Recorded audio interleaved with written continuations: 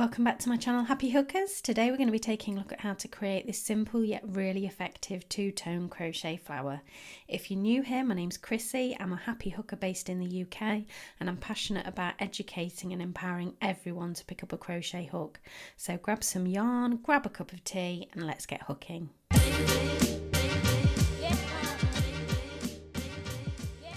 To get started on your first crochet flower, you're going to need to select your coloured yarn for the centre of your flower. I'm going to be using this mustard for the centre of mine, and we're going to create a magic circle. If you're not familiar, I'll pop a link in the description, but I create my magic circle by laying the tail end over my fingers, wrapping my yarn around the front and crossing it over. Then with my hook placing it under the first one and scooping up the second, pulling up a loop and then spinning that loop around to create a sort of teardrop loop with a crisscross. And then what I simply need to do is go and pick this one up here and pull it through like so, and then I can release my fingers and I've got my magic circle with my ball end pardon me, and my tail end. So we're going to place 10 half double crochets into the center. Now to get going, I like to chain one, and the reason I'm chaining one is I'm not going to count this chain one as a half double. So I'm going to place 10 half doubles in the center. So I'm going to yarn over, insert into the circle, yarn over and pull back through, yarn over and then pull through all 3 loops on the hook.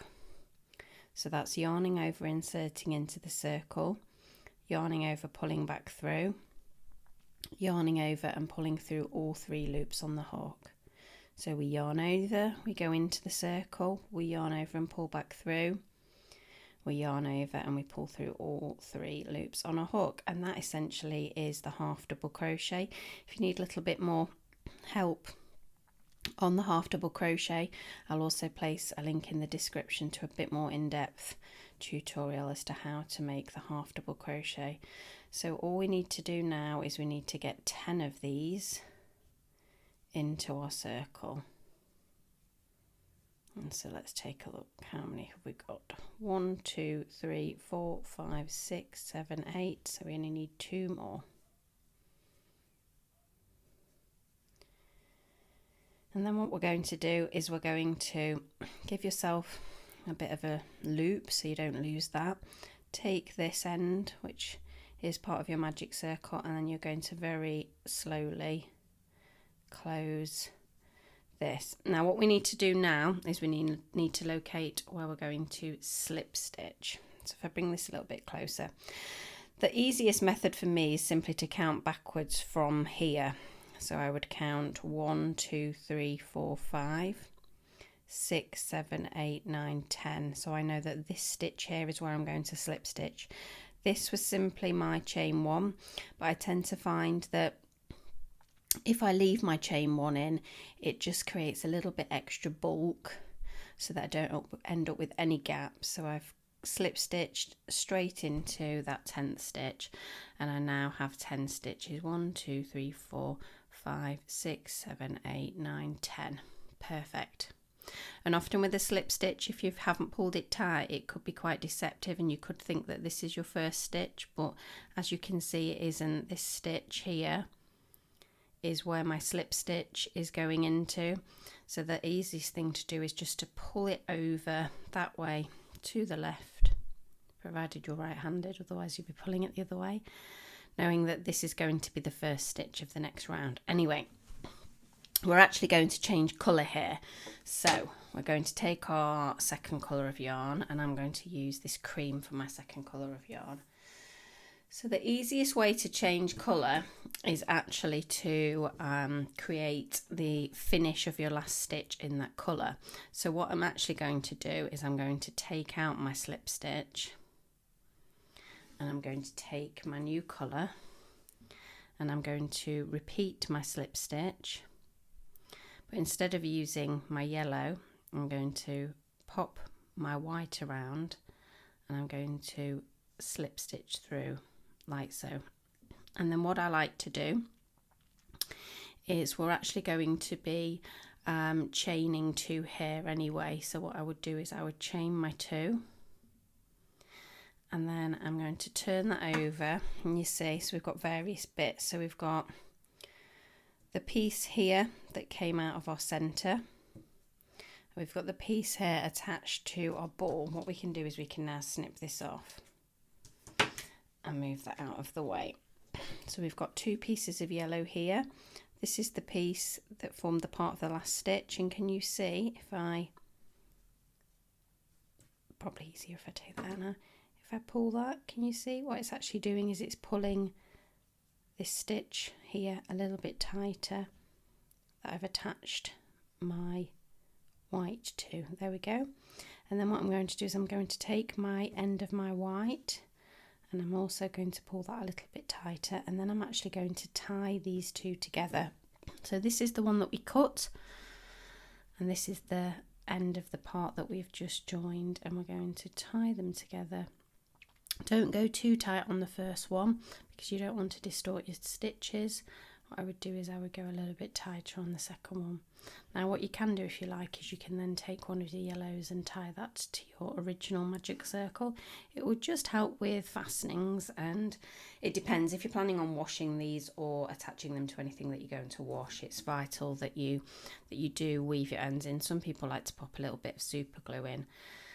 So we've got 3 tail ends that we're going to pop down there, and I'm going to pop my hook back in, and I've now got, making sure I don't split, I've now got a chain of 2 here, albeit they're a little bit smaller, but that's not a huge issue. So what we're going to do now is we're going to 3 double crochets into that next stitch. So we're going to yarn over, insert our hook, yarn over, pull through, yarn over, pull through 2, yarn over, pull through 2. So into the same stitch, so that's a yarn over, insert our hook, yarn over, pull through 2, yarn over, pull through 2, and again yarn over, insert our hook, yarn over, pull through 2, yarn over, pull through 2, and now what you're going to do is you're going to chain 2. You're then going to slip stitch into this next stitch. So you're going to insert, yarn over, pull through, and then immediately pull through the stitch that was on your hook. Pardon me, let me have a sip of water. I think I've got hay fever. I live in the UK, and the hay fever at this time of year is awful. Let me know, how are you coping? Eye drops, nasal spray, please let me know. So we're now going to chain a further 2.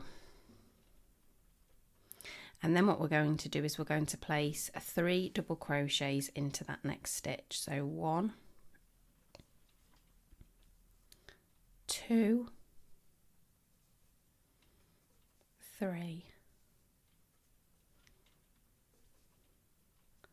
We're then going to chain 2, and then we're going to slip stitch into the next stitch.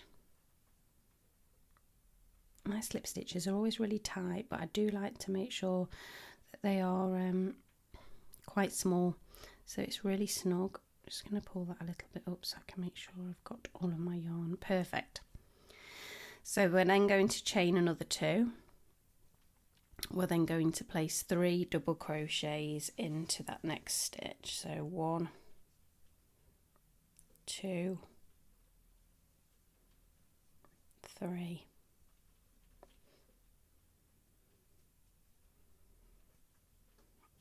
Get myself a bit more yarn. We're then going to chain 2, and as you can see, it's a really simple pattern, this flower. So we're going to, after our chain 2, we're going to slip stitch into our next stitch.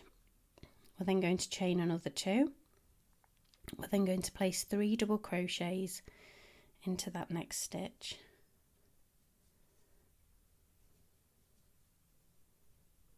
It's absolutely boiling here today. It's actually raining, which is quite nice, but it's still quite hot. Our little end of June heat wave. Okay, 2 chains, a slip stitch into the next stitch, another chain of 2, And then our final petal, we're going to place our 3 double crochets into that stitch.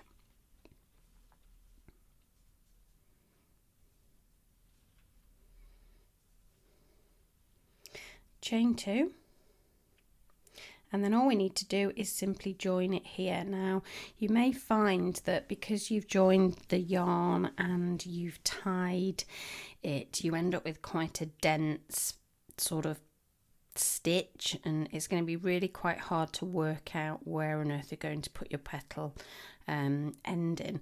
So what you could do is can you see I've got a little bit of a loop available here?